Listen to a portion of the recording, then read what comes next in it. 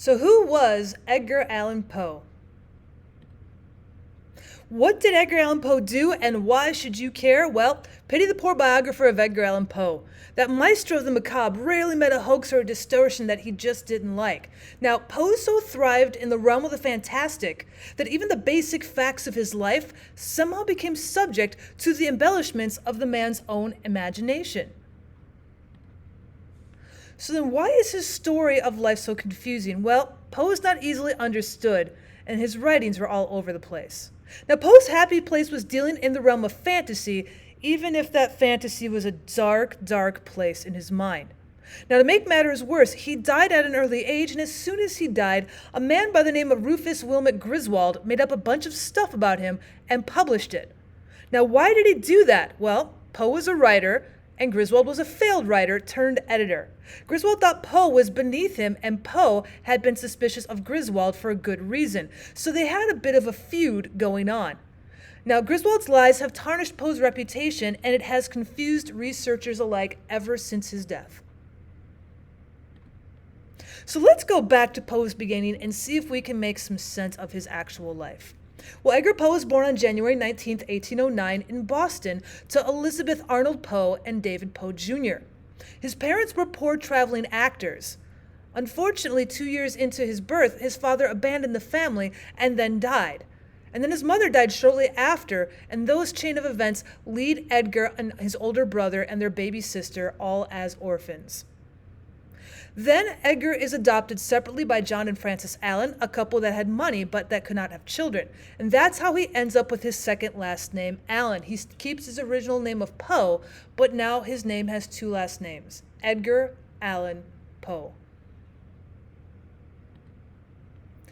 So young Poe moves to England in 1815 to about 1820 because the Allens, they are very wealthy because they have stores, and so he's able to attend school. He got along very well with his new mom, but he and his new dad did not get along at all because his foster father thought Poe did not appreciate everything they did for him. However, he did try and get a good education, and at the tender age of 15, Poe wrote his first poem, and he titled it, "Last night, with many cares and toils oppressed, weary I laid me on a couch to rest."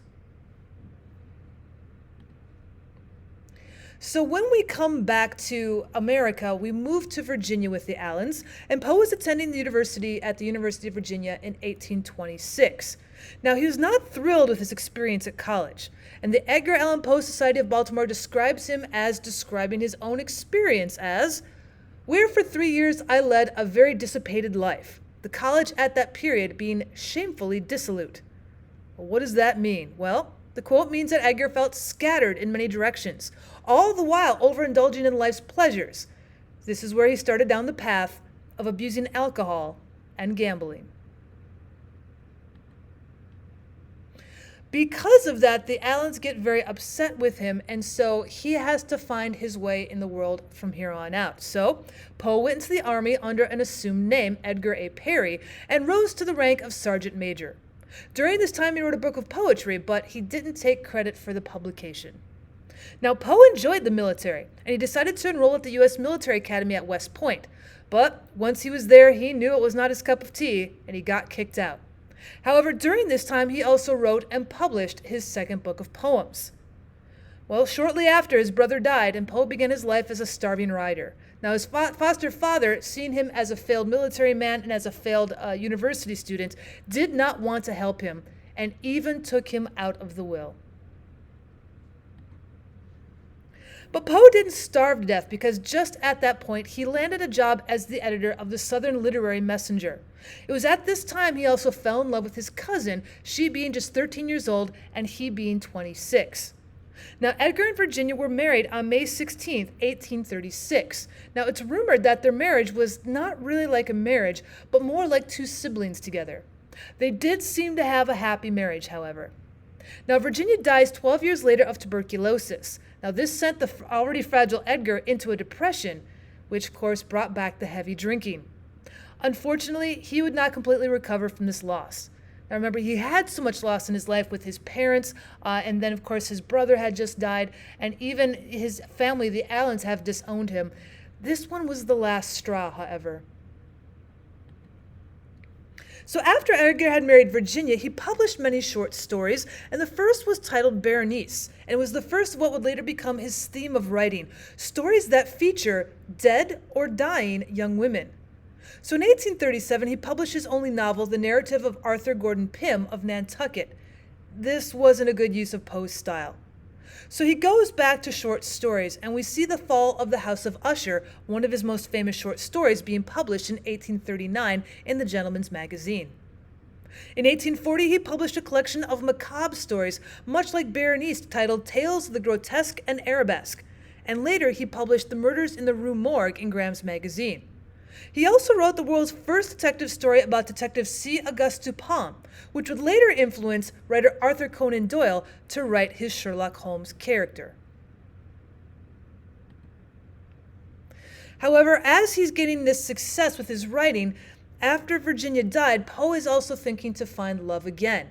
Now, his first candidate was a fellow poet, Sarah Helen Whitman, but she broke it off because Poe just would not quit drinking. Then in 1848, he married his childhood sweetheart, Elmira Royster Shelton. Now, she got Poe to join a temperance organization, think Alcoholics Anonymous, to help him with his drinking. Nobody knows for sure what happened shortly after that, but on a trip to Baltimore, Maryland in September of 1849, Poe was found semi-conscious in the street, wearing clothes that didn't fit. He was in the hospital for 4 days before he finally passed away.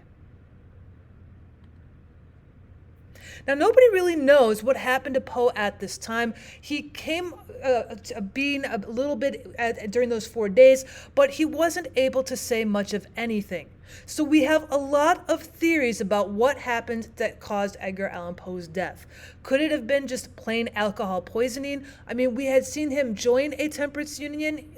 He wanted to get better, but alcohol's always plagued him in his life. And so a lot of people have a tendency to use the first theory, alcohol poisoning. He died of alcohol. He could also have died of tuberculosis. His family was rife with it, so it was definitely an inherent trait. It was also easy to catch, especially around the D.C. area, the Maryland area that he was living in. Perhaps he had heart disease. That was another inherent trait. That's what his father had died of so early, so he could have had that. Because of his alcohol poisoning, his love of alcohol, he might have gotten himself a brain tumor. Other theories go with epilepsy and diabetes. He's written about these particular maladies in his stories, so people are wondering maybe he had some of these himself. It could have just been a drug overdose. Alcohol wasn't the only drug that Edgar Allan Poe had ever experimented with, so maybe perhaps he had found a drug and it had just been overdosed. Some other people and some theories also are just a little bit less known, but they are still out there. Wonder if he died of carbon monoxide poisoning. Maybe he had rabies. And some people even believe he was kidnapped and beaten by political thugs and left for dead. Now, no matter which caused his death, it obviously was not a pleasant death, and we'll most likely never find out what actually caused the death of Edgar Allan Poe. Thanks for stopping by, guys. If you go and check out my channel, there are several more videos that I hope you enjoy. Otherwise, thanks for stopping by.